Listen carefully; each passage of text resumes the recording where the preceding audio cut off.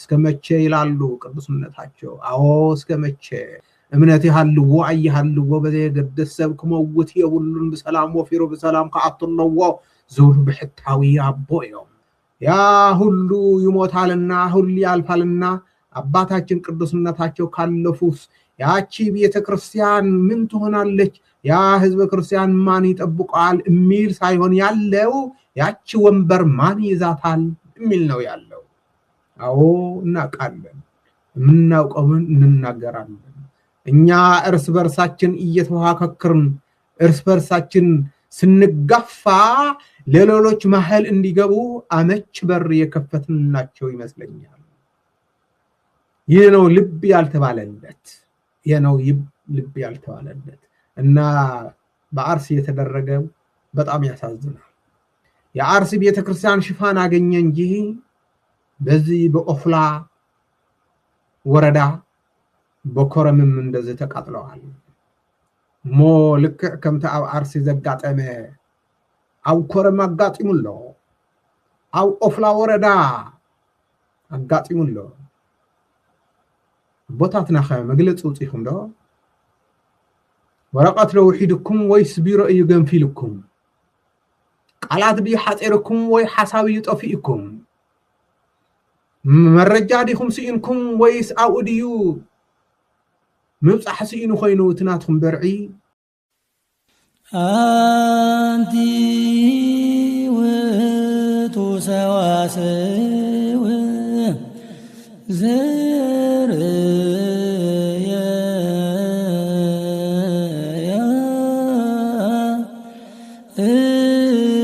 እቆብ እምድር ዘይበስስ ከሰማይ ወመላእክት እግዚአብሔር ያርጉ ወይወርዱ ውስቴታ ሰአሊለነ ቅዱስ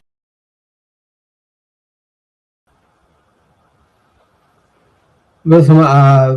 ወወልድ ወመንፈስ ቅዱስ አሐዱ አምላክ አሜን አብስተፈላለየ ክፍላት ዓለም ኮይንኩም ነዚ ፕሮግራም እዚ ትከታተሉ እግዚአብሔር ዘለኹም ሰዓትን አቋጻጽራ ጊዜን ከመይ ሓዲርኩም ከመይ ውዒልኩም ከመይ ቀኒኹም አሜን ሎለ ባህሪ እግዚአብሔር አምላክና እስካብዛ ዓለት ዚያን እስካብዛ ሰዓት ዚያን ሓለወና ዝጓሰየና ከም ግብርናን ከም ስራሕናን ጉልዘይ ፈደየና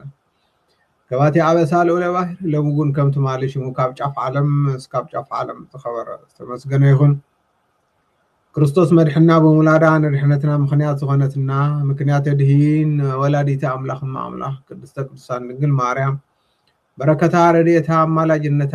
ጣዕመ ፍቅራ ካብ ኩላትና አይፈለ እምበር ክቡራትን ክቡራንን እዚ ትከታተልዎ ዘለኹም ሰዋስው ሚድያ ደግማን ቀኖናን ቤተክርስቲያን ሓልዩ ወቅታዊ ነባራውን ጉዳይ ቤተክርስቲያን ዝድህስስ መንፈሳዊ ብሕታዊ ገለልተኛ ሚድያ እዩ መዓልታዊ ፕሮግራምና ኣብ ሰዋስው ዩቱብ ተከታተሉና ከምኡውን ኣብ ፌስቡክ ኣብ ቲክቶክ ፈለው ግበርና በቅርበት ድማ መቐለ ደሎ ስቱድዮና ቀሪብኩም ንህዝብና መንፈሳዊ አገልግሎት ተበርክቱ ናይ ኩሉ ጊዜ መንፈሳዊ ጻውዕትና እዩ ሰሙናዊ መርሃ ግብርና ኣብ አክሱማውያን ቴሌቪዥን ኩሉ ጊዜ ሰንበት ድሕር ቀትሪ ሳተላይት ኣለና ኢና እምበር ንሎም መዓልቲ ዝበልናዮ ወቅታዊ ጉዳይ ብጣዕሚ ልብኻ ዝሰብር መሕዘን ጉዳይ ሒዝናልኩም መፂና ኣለና ከምዚ ኣብቲ ስእሊ ክትርእይዎ ከለኹም ደሎ ቤተክርስቲያን ልክዕ ከም ሽምዓ እናነደደት ናይ ቅዱስነቶም ናይ ብፁዕ ቅዱስ አቡነ ማትያስ ስእሊ እውን ብሓዘን ዝደነነ ኣብኡ ትርእይዎ ደለኹም ከምኡውን እስከ መቼ ድብል ፅሑፍ እውን ኣሎ እስከ መቼ ዝብል ብርግፅ እቲ ፅሑፍ ካብቲ ናይ ቅዱስነቶም ብራክዮም ይፅሕና ድወፀ መግለፂ ኢና ወሲድናዮ ካብዚ ኣብዚ ደሎ ማለት እዩ ቅዱስነታቸው ይህንን መግለጫ ስለ አርሲ ቤተክርስቲያን የደረሰባትን መግለጫ ሲያወጡ በመሃል ላይ እስከ መቼ የሚል ተናግረው ነበርና ወይም ተጽፎ ነበርና እኛም ይህንን ነገር ነው እንደ አርዕስት የተጠቀምንበት እስከ መቼ ይላሉ ቅዱስነታቸው አዎ እስከ መቼ ምክንያቱ እየተናገሩ መጥተዋላ እያለቀሱ መጥተዋላ ዳሩ ግን ስም ጠፋ እንጂ ስለዚህ እናተዛረው እና መኸሩ እና ማዓዱ ብንመዓዝ ተዓጀበ ምኽሮም እናተዛረው ክመፁ ከለው ብሕታዊ ኣቦ መኻሪ ብሕታዊ ኣቦ ማእኸለኛ ንኩሉ ዘየዳሊ እምነት ይሃልዎ ኣይሃልዎ በዘየገድስ ሰብ ክመውት የብሉን ብሰላም ወፊሩ ብሰላም ከኣቱ ኣለዎ ዝብሉ ብሕታዊ ኣቦ እዮም ነይሮም ከዚ እውን ኣለው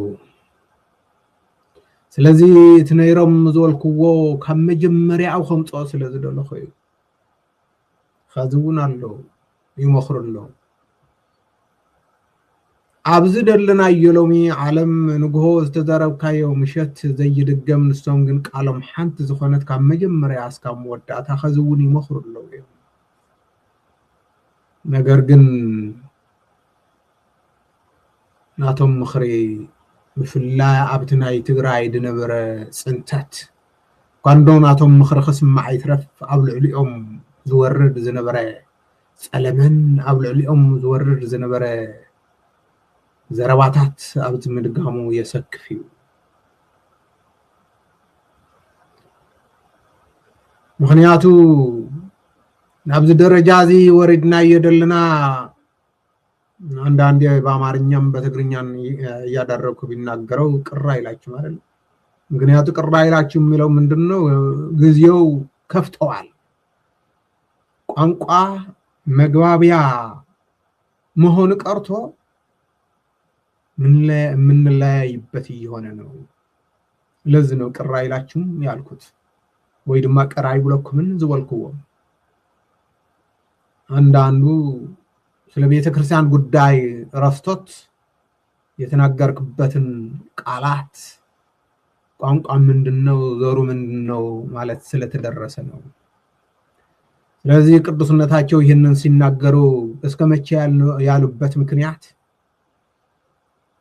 ከመጀመሪያ እየጮህና እያለቀሱ ስለመጡ ከጎድናቸው አንድ አባትም አልነበረም በዛም ጊዜ አዎ በትግራይ የተደረገ ልቂት ራተው ይሄ ነገር ጥሩ አይደለም ይያሉ ነበር ግን ያኔ የተባለ ምንድነው ይህንን ነገር እኛን አይወክልም ሲኖዶስን አይወክልም እየተባለ ነበር ይህንን ነገር ሊያሳውሳችሁ ብያ አይደለም ወይም ቅምም ሊዘራላችሁ ብያ አይደለም እንደዛ አይደለም እየደረሰ ያለው ንስሐ እንድንገባበት ነው እንጂ ገና ከጠዋቱ በሻሸመኔ በጠራራ ፀሐይ ሰው ባሪያ እግዚአብሔር የተፈጠረ ሰው ቁልቁለት ሲሰቀል ያኔ ረመቼ ነው ይህንን ነገር የተጀመረው እዚች ቅድስት ሀገር ማለት ነበረብን አሁንም አባታችን ቅዱስነታቸው እየተናገሩ ነው ግን አሁንም ቢሆን የቅዱስነታቸው አባትነት መልእክት ሰምቶ ወደ አንድነት መጥቶ ይህንን ነገር ምንድነው እየተደረገ ማለት ቀርቶ ያ ሁሉ ይሞታልና ሁሉ ያልፋልና አባታችን ቅዱስነታቸው ካለፉስ ያቺ ቤተክርስቲያን ምን ትሆናለች ያ ህዝበ ክርስቲያን ማን ይጠብቃል የሚል ሳይሆን ያለው ያቺ ወንበር ማን ይዛታል የሚል ነው ያለው አዎ እናቃለን ምናውቀውን እንናገራለን ያ ነው ያለው አሁንም ስለዚህ እኔ እየታየኝ ያለው ምንድነው አሁን ሳይሆን እየታየኝ ያለው ከድሮም እየታየ ነው አንዳንድ ሰው አሁን ነው የታየ አሁን ነው የገለጣልህ ሊል ስለሚችል ከድሮም እየተናገርኩም አልፎ እየተናገርኩት ምንድነው እኛ እርስ በርሳችን እየተዋከክርን እርስ በርሳችን ስንጋፋ ለሌሎች ማህል እንዲገቡ አመች በር የከፈትንላቸው ይመስለኛል ይሄ ነው ልብ ያልተባለለት ይሄ ነው ልብ ያልተባለለት እና በአርሲ የተደረገው በጣም ያሳዝናል በጣም በቤተ ክርስቲያን ውስጥ እንደዛ አይነት በብዙ ምዕመናን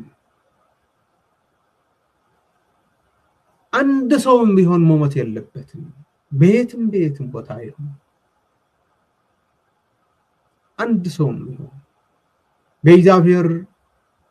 ደም ነው የተገዛው ዋጋው በዚህ ዓለም ብርና ወርቅ አይመዘንም እና ይህንን እያልነው ያለነው በጣም ያሳዝናል። ይህንን ነገር እየተናገርኩካ ያቀድም እንዳልኩት ምን አገባህ የራስህ ስራ እንጂ የሚል ሰው አይጠፋም። ወይም የራሳችን ስራ እንጂ የሚል ሰው አይጠፋም። ምክንያቱም የት ሆኖ እንዳለ ዘመኑ በጣም ስለሚያሳዝን ነው። ሰው በሰውነቱ ቀርቶ በብሔሩና በቋንቋ በከለሩና በዘሩ እየተለየ ስላለበት አሁንም መለያየቱ በፖለቲከኞች ብቻ ሳይሆን በቤተ ክህነቱ በቤተ ክርስቲያን ውስጥ ያሉ በጣም ስለሰፋ ነው። ያቺ ቤተ ክርስቲያን መጨረሻ ምን እንደምትሆን አብረን እናየዋለን እድሜ ከሰጠን። እና ያ ቃጠሎ የደረሰው የአርሲ ቤተ ክርስቲያን ሽፋን አገኘ እንጂ በዚህ በኦፍላ ወረዳ በኮረምም እንደዚህ ተቃጥለዋል። በኮረም የተቃጠለው ቤተ ክርስቲያን ሙሉ በሙሉ ንዋየ ቅድሳት አንድም ሳትቀር ልክ እንደ ሰም ቀልጠዋል፣ እንደ ጧፍ እንደ ሻማ ነደዋል። 4 ታቦት ተቃጥለዋል። በጣም ነው የሚያሳዝነው። አሁንም ወደ ትግርኛ መለስ ልበለበትና ቅዱስ አቦና ብራኮ የመጽሐና ብፁዕ ቅዱስ አቡነ ማትያስ ከምቲ ንፈልጦ ኩሉ ግዜ እናበኸዩ እናነብዑ መጽኦም እዩ። ዝበኸይዎ ዘለው ደሞዝ ዝውሒድዎም ኣይኮነን። ዝበኸይዎ ዘለው ስልጣን ንኢስዎም ኣይኮነን። ዝበኸይዎ ዘለው እንታይ ጎዲልዎም ክንብል ከለና ብመሬት ኣይኮነን። ዝበኸይዎ ዘለው እቲ ናይ እግዚአብሔር ኣምላኽ ኒ ጴጥሮስ ዝሃቦ ሓደራ ጴጥሮስ ወዲዮና ታፈቅረንኑ ትፈትወኒ ዲኻ እወ እምበኣር ኣባጊዕ ይሓሉ እዩ። ስለዚ እተን ካብ ጎይታ ዝተረከበን ጴጥሮስ ሊቀ ሐዋርያት ቅዱስ አቦና አቡነ ማትያስ ድማ አሰረ ጴጥሮስ ተኸትሎም እተን ኣባጊዕሰን ሓደራ ተዋሂቦም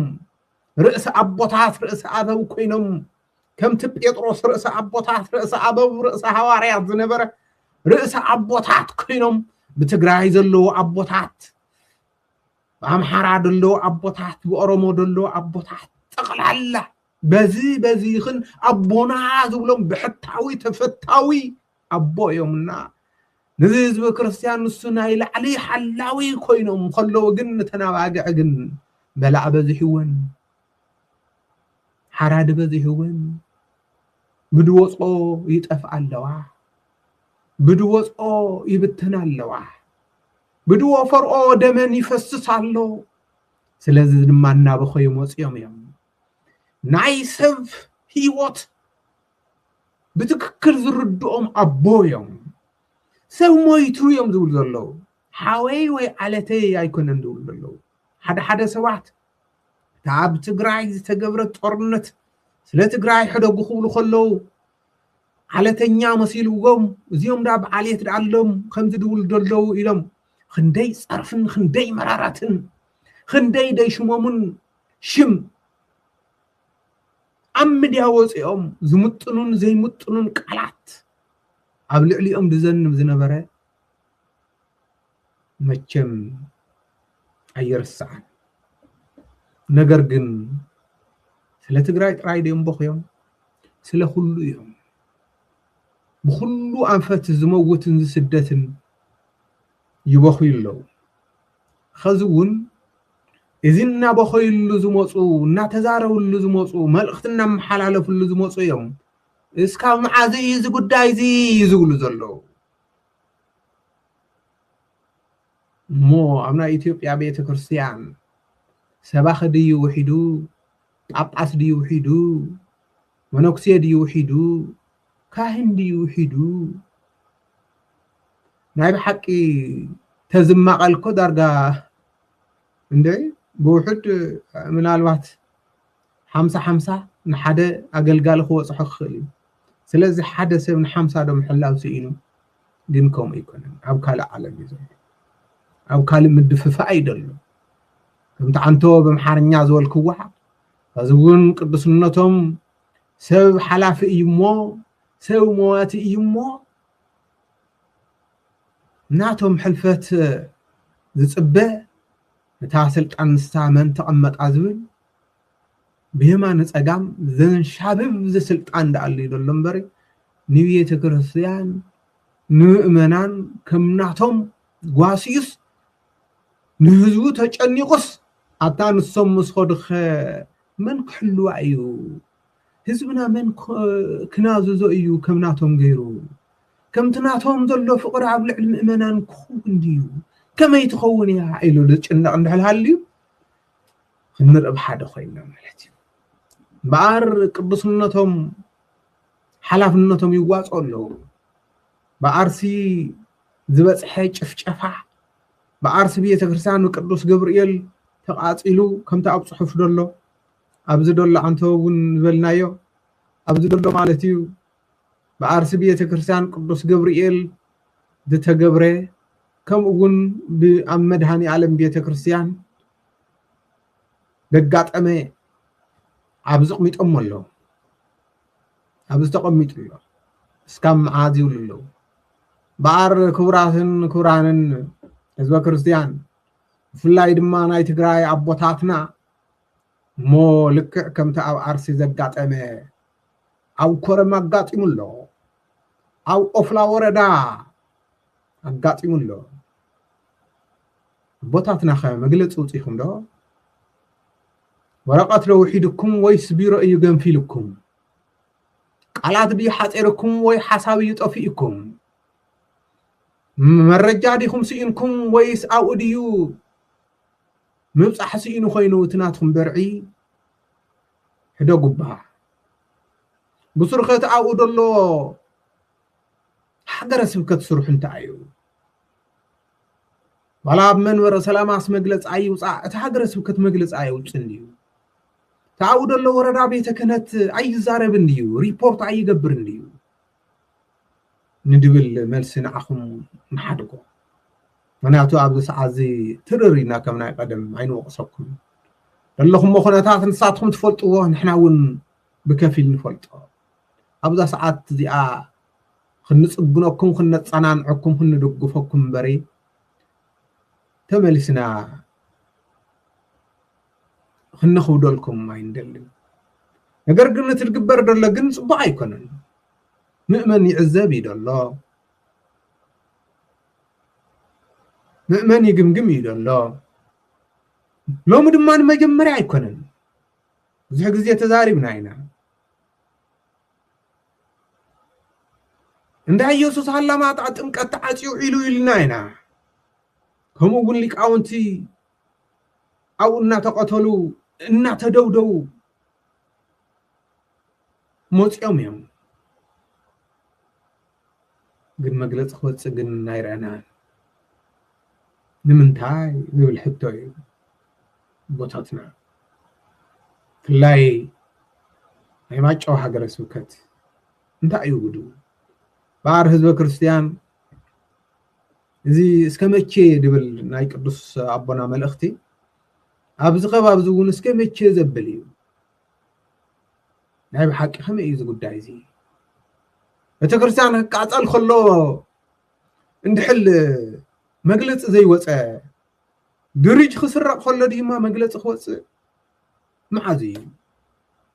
بار كم دصارنايو أو أفلا وردا كورم مالتيو عدشم برخات أويا حبات زبهال فلي بوتا عند هواريات زبهال بيت كريستيان 4 تاوتات ناي بيتروس وبابلوس ناي قدوس ميكائيل ناي كيدانا مهرت كم أقول ناي أونا قبر منفس قدوس زلو بيت كريستيان ملو بملو بحاول ديدي ملو بملو حانتي نبرت كو ايترفتن إذي نابعلت 25 قنوات سولس ليت ناب ربع دا صبح ساعات شوعتنا ليتي تقاصيلو إنا سمعنا خلتشن 18 عامة مرات مالتي ورح قنوات سكاب خزي بمنتهي مخنياتكم تقاص على اي تفلتن تواهيل الله كورانا بوتاتنا بتكرسان بمخامي يرقاصل ምናልባት አጥዋፍ ዶ ሽምዓዶ ረሲዖም ክኾኑ ከገልግሉ ከለዉ ምናልባት ከዓጥኑ ከለዉ ካብቲ ፅንሃዶ ሓዊ ወዲቑ ክኸውን ወይስ ካልእ እዩ ንድብል ንመፃሬ በዓል ዋና ንሓድጎ ኣብቲ ሽዑ ግዜ ኣገልግሎት ነይሩ ድዩ ንድብል መፃረይን ሓድጎ ብዙሕ ነገራት ስለ ዘለዎ ኣብኡ ብበዓል ዋና ክፃረ ከሎ ከም ኣቦታት ግን ከምዚ ነገር ከጋጥም ከሎ ናይ ሓዘነይታ መግለፂ ዘይምውፃኡ ንምንታይ እዩ ንድብል ግን ብዙሕ መራረት ይቐርብ እዩ ዘሎ ብዙሕ መራረት ይቀርብ ዘሎ ስለዚ ከምዚ ዓይነት ነገራት እናተደጋገመ ከምዚ ዓይነት ነገራት እናበኣሰ ክኸይድ ከሎ እዛ ቤተ ክርስቲያን ኣብ ሓደጋ እትወድቕ ዘላ ኣብ ሓደጋ እትወድቕ ዘላ እዚ ሰንሰለታዊ ኣመራርሓ ድበሃል ሰንሰለቱ ንምንታይ ድዩ ደገልግል ምክንያቱ ካብ ታሕቲ ካብ ስበካ መንፈሳዊ ጉባኤ ኣጥብያ ቤተ ክርስቲያን ናብ ላዕሊ እስካብ ወረዳ ቤተ ክህነት ካብ ወረዳ ቤተ ክህነት ካብ ሃገረ ስብከት ድማ ናብ ላዕለዋይ ቤተ ክህነት ቅዱስ ሲኖዶስ ሰዋስብ ዘለዋ ሰንሰለት ዘለዋ ምትእስሳር ዘለዋ ይኮነት እንዴታ ቤተ ክርስቲያን ስለዚ እዚ ነገር እዚ ኣፃርያ ተበፃሕነቱ ንህዝቢ ክትባፅሕ ንዝምልከቶ ኣካል ክትመርምር እውን ቀትርን ለይትን ክትሰርሕ እዩ ዝግባእ ነይሩ ግን ደንጉኻትኩም ብዙሕ ነገር ህዝብና ይዕዘብ ኣሎ እዩ ምናልባት ኣብዚ ሰዓት እዚ ኣብ ካልእ ወጥሪ ስለ ዘለኻትኩም ክኸውን ክኽእል ንኻልእ ግዜ ግን ከይልመድ ከይንብል ተለሚዱ እንድዩ ንኻልእ ግዜ ግን እቲ ተለሚዱ ዘሎ ቁረፍዎ ረፍዎ ዝኾነ ነገር ክጅመር ከሎ ዝኾነ ነገር ክፍጠር ከሎ ቀልጢፍካትኩም ናብ ኣክሽን ኣቲኹም ስራሕ ክትሰርሑ ዝበለፀ እዩ ንብል እምበኣር ህዝብና ብጣዕሚ ሓዚኑ ዝተፈጠረ እውን ብጣዕሚ ይሕዝን ኣብ ኦፍላ ዘጋጠመ ከም ደለና ሓበሬታ ለይቲ ስለ ዝኾነ ሽዑ እውን ኣገልግሎት እውን ስለ ዘይነበረ ይመስለኒ ዝተጎደአ ሰብ የለን ድብል እዩ ንብረት ቤተ ክርስቲያን ዳኣሉ እምበሪ ዝተጎደአ ሰብ የለን ድብል እዩ ስለዚ ትዋና እንኳዕ ሰብ ኣይተጎደአ እዚ ማለት ግን ኣብ ቤተ ክርስቲያን ዘለና ክብሪ ቀኒሱ ማለት ኣይኮነን ብጣዕሚ ደሕዝን ታሪካዊ ቤተ ክርስቲያን እንደ ዓመት ዘቁፀረ ቤተ ክርስቲያን ከምዚ ክኸውን ከሎ እሞ ድማ ምእመናን በደይ መፀለይ ኣብ ጎልጎል ክተርፉ ከሎ ብጣዕሚ ደሕዝን ግን ካብኡ ድማ ህይወት ሰብ እቲ ብደም ክርስቶስ ዝተገዝአ ህይወት ሰብ ብኣርኣያ ስላሴ ዝተፈጥረ ሰብ እውን እንኳዕ ኣይጠፍአ ንድብል እምበሪ ቤተ ክርስቲያን ብምቅፃሉ ብጣዕሚ ደሕዝን ስለዚ ኸዚ እውን እቲ ተቐፂሉ ዘሎ ቤተ ክርስቲያን ካብ ሃገረ ስብከት ድዩ ካብ መንበረ ሰላማ ድዩ ወይ ህዝቢ ባዕሉ ኢደ ኢልካ ቀልጢፉ ክረምቲ ከይኣተወ ቀልጢፉ ቤተ ጸሎት ከም ዝስርሐሉ ኢና ነተሓሳስብ ህዝብና ቀልጢፉ ነቲ ህዝቢ ቤተ ጸሎት ክስርሐሉ ዋላ ግዝያዊ ይኹን ብዓበየ ከምቲ ናይ ቀደሙ ዋላ እስካብ ድህነፅ ዋላ ግዝያዊ ይኹን ግን ቀልጢፉ ክረምቲ ከይኣተወ ስራሕ ኣለዎ ኢና ንብል ሓፈሻ ክነጠቃለል ከለና ግን እዛ ቤተ ክርስቲያን እዚኣ እግዚአብሔር አምላክ ይሓግዘና ዘብል ወቅቱ በፅሕና የደለና كبدي نخبد نخرر يكيد بار زموتون እግዚአብሔር አምላክ ገነት ሀገረ ህይወት መንግስተ ሰማያት የዋርስቶ ንዝተረፉ ቤተሰቡን መጽናናዒ መንፈስ ቅዱስ ልቦም የጽናና ኣብ ዳግማይ ሓዘን ይምሓሮም እተን ፈሪሰን ደለዋ ቤተ ክርስቲያን ዓንየን ደለዋ ቤተ ክርስቲያን ድማ እደይ ኢድኻን ኢልካ ተመሊሰን ናብ ንውረን ንኽምለሳ نحن ون كمل اختنا محلال نتوم خونه يلوم ديو انتس بخالق مخنيات ديو أسرار بيت كريستيان كوينم كريستيان زحردو مؤمنان زساددو كهنات زسيفو بيت كريستيان زقاصلو بيت امنه زفرسو دمو እግዚአብሔር ልቦና ይሃቦም ኢና ኸንብል አልሐደይ ነው احنا وانجلنا افكروا طلعت حكموا هنا تبيلنا صلخم غن فتو تبايلنا هنا زساددهم غن مرقوا هنا تبايلنا بري قوم سلز غورو ما قالات ነው ጾሉ ነገር የለም ስለዚህ እግዚአብሔር አምላክ ልቦና ያቦም ቤተክርስቲያንና ተፈተነት ያመጽያ ቤተክርስቲያን ፈተና ብዙሕ ክርስቲያን ግን ፈተና ብዙሕ እንዲያም አቦታትና ሐዋርያት ከመጉን ሐዋርያና አባው ሰማዕታት ሁሉም ዲዮም ዘመነ ሰማዕት ዝብሃል ንሳቶም ዝሕለፍዎ ሰማዕትነት ዝሕለፍዎ መከራ ስለ ቤተ ክርስቲያን ኢሎም ስለ ዘሕሪቲ እምነት ኢሎም ስጉኦም ከም ካሮት እናተኸትፈ ቆርወቱም ከም ሽንጉርትን ታልሕጻጸ ነዛ እምነት እዚኣ ጠጦ ዘበልዋ ንሳቶም ስለዚህ ናታቶም በረከተ ረድኤትን እስኩላትና ይኹን